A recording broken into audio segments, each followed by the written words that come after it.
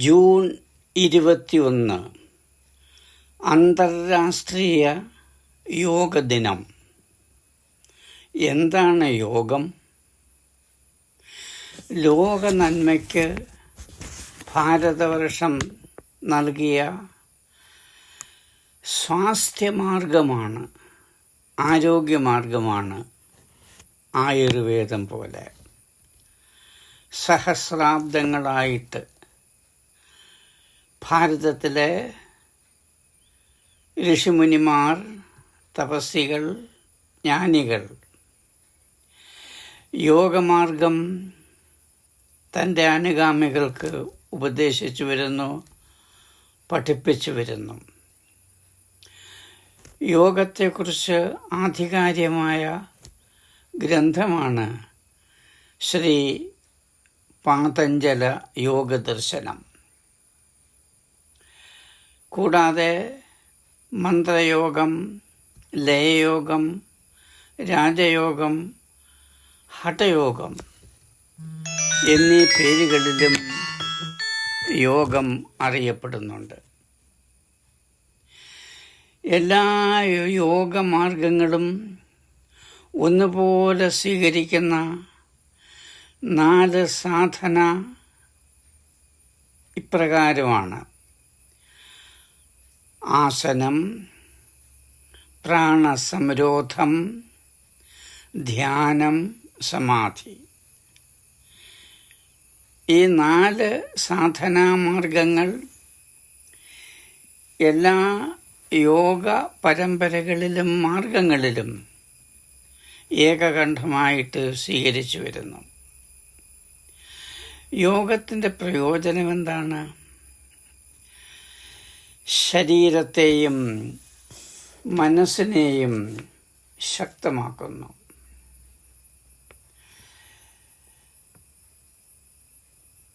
അശാരീരിക അവയവങ്ങളെ സുദൃഢവും കാര്യക്ഷമവുമാക്കുന്നു. മനസ്സിനെ ഏകാഗ്രതാ പരിശീലനം ലഭ്യമാകുന്നു. യോഗീ ഭവ അർജുനനോട് ഭഗവാൻ ശ്രീകൃഷ്ണൻ ഉപദേശിച്ചു. ആത്മനിയന്ത്രണം, മനോനിയന്ത്രണത്തിന് സഹായിക്കുന്നു യോഗങ്ങൾ. ശരീരത്തിൽ രക്തചംക്രമണം ക്രമമായി നിലനിർത്തുന്നു യോഗങ്ങൾ.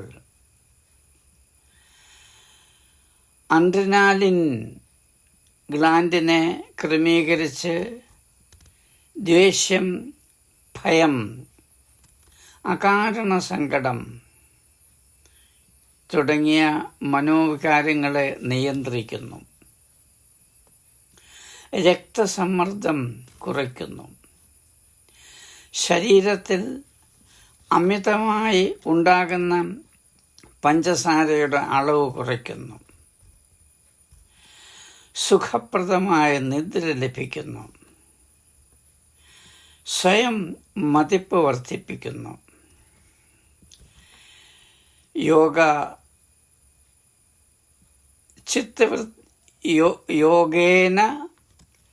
യോഗേന ചിത്തസ്യ മലം അപാകരോതി.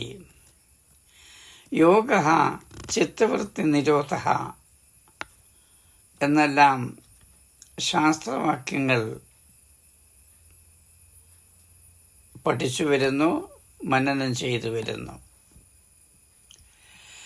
യോഗം ഒരു മതപരമായ സമ്പ്രദായമല്ല. സാർവലൗകികമായ മനുഷ്യവർഗത്തിന് ഒന്നുപോലെ സ്വീകാര്യമായ സാധനാമാർഗങ്ങളാണ് യോഗത്തിലൂടെ ലഭ്യമാകുന്നത്. യോഗം ശീലിക്കുന്നതിന് പ്രായം, ദേശം, ലിംഗം, വിശ്വാസം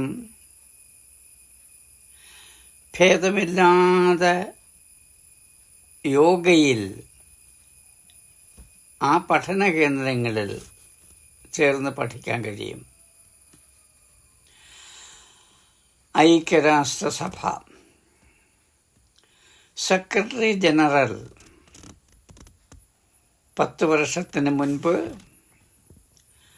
അന്തർരാഷ്ട്രീയ യോഗ ദിനമായി ജൂൺ 21 അംഗീകരിച്ചിരിക്കുന്നു.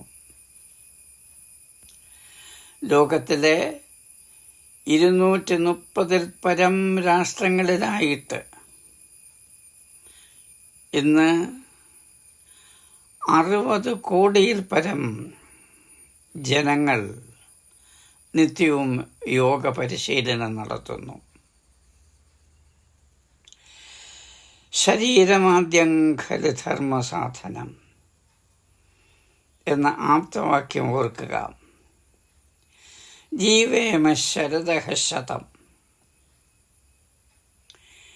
ഈ സുഭാഷിതങ്ങളിലെല്ലാം ആരോഗ്യശാസ്ത്രത്തെയാണ് സൂചിപ്പിക്കുന്നത്. കേരളത്തിൽ എല്ലാ ജില്ലകളിലും മിക്ക സ്കൂളുകളിലും യോഗ ക്ലാസ് ഇപ്പോൾ നടന്നു വരുന്നു. കുട്ടികൾക്ക്, ബാലികാബാലന്മാർക്ക്. കാസർഗോഡ് കേന്ദ്ര സർവകലാശാല ഉൾപ്പെടെ 6 സർവകലാശാലകളിലും യോഗം പാഠ്യപദ്ധതിയിൽ ചേർത്ത് കഴിഞ്ഞിരിക്കുന്നു. 14 ജില്ലകളിലും അതിൻ്റെ പരിശീലനവും നൽകി വരുന്ന കേരളത്തിൽ ഇതൊരു ചര്യയും ചരാചരങ്ങളുമായുള്ള ഒരു ആത്മബന്ധവുമാണ്. മതാതീതവും കക്ഷിരാഷ്ട്രീയാതീതവുമാണ്.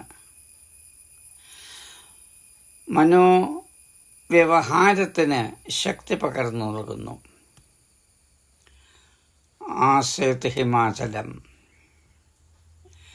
യോഗത്തിന് പ്രാധാന്യം 1000 വർഷങ്ങൾക്ക് മുമ്പ് തന്നെ നൽകി ഗുരുകുലങ്ങൾ പ്രവർത്തിച്ചിട്ട് വരുന്നു. യോഗ മനുഷ്യനെ സമ്പൂർണനാക്കുന്നു. ആന്തരികമായ കാര്യക്ഷമത മനുഷ്യനിൽ വർദ്ധിപ്പിക്കുന്നു.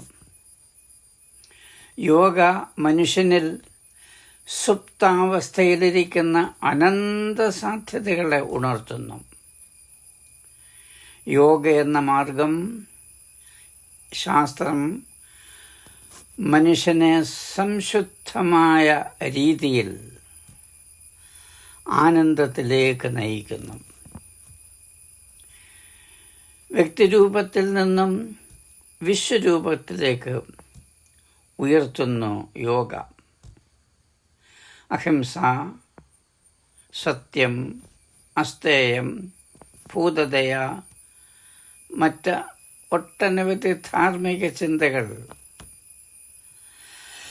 അതെല്ലാം ഓരോ മനുഷ്യനിലും സ്ത്രീയിലും പുരുഷനിലും ആബാലവൃദ്ധം യോഗ പ്രഭാവം ചെലുത്തി വരുന്നു.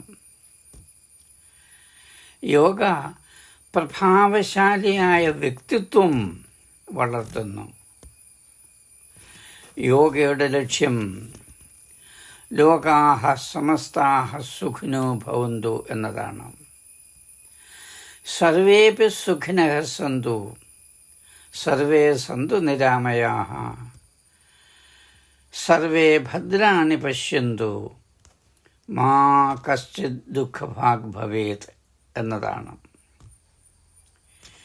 നൈമിഷികമായ സുഖഭോഗങ്ങളൊന്നും ശാശ്വതമായ ശാന്തി നൽകുന്നില്ല.